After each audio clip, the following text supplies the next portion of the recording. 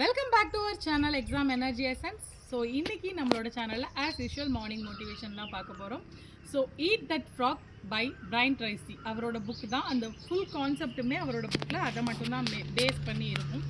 என்ன eat that frock, literally அதோட meaning வந்து முதல்ல அந்த தவளையை சாப்பிடுங்க அப்படின்னு அர்த்தம். ஸோ என்ன அதோட பேசிக் கான்செப்ட்னா, ரொம்ப இன்றைக்கி டே ஷெட்யூல் பண்ணுறீங்கன்னா அதில் ஃபஸ்ட்டு ரொம்ப கஷ்டமான விஷயம், இதை இன்றைக்கி முடிச்சாகணுங்கிறதுலையே ரொம்ப கஷ்டமான விஷயத்த முதல்ல செய்யுங்கன்னு அர்த்தம்.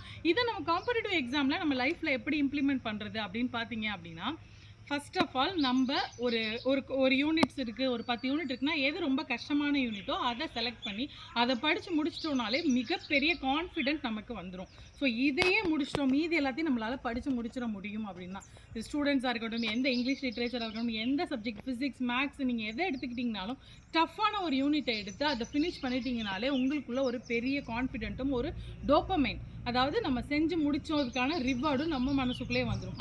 அந்த டோப்பமைனை திரும்ப திரும்ப கிடைக்கிறதுக்காக நம்ம அந்த அவார்ட்ஸ் அண்ட் ரிவார்ட்ஸை வந்து நம்ம திரும்ப திரும்ப செய்வோம். அதாவது ஒரு யூனிட்டை சீக்கிரம் முடிக்கணும், ஸோ அவ்வளோ பெரிய யூனிட்டை நம்ம சீக்கிரமே முடிச்சிட்டோம், இன்னொன்னையும் நம்மளால் முடிக்க முடியும் அப்படிங்கிறத அந்த ஈட் தட் ஃப்ராக் அப்படிங்கிறது.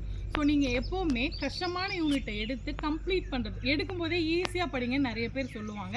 ஸோ ஈஸியாக படிக்கும்போது என்ன ஆகும்னா, கொஞ்சம் நீங்கள் படிச்சுட்டு இருக்கும்போது ரொம்ப போர்டமாக ஃபீல் பண்ணுவீங்க. அந்த நேரத்தில் உங்களுக்கு கஷ்டமான யூனிட் வருஷப்படி வரும்போது இன்னும் கஷ்டமாயிடுவீங்க. அதனால் ஃபஸ்ட்டு நீங்கள் கஷ்டமான யூனிட்டை முடிச்சிட்டா அதையே முடிச்சிட்டோம், மீதியெல்லாம் முடிக்க முடியாதா அப்படின்ற பாயிண்ட்டுக்கு போயிடுவீங்க.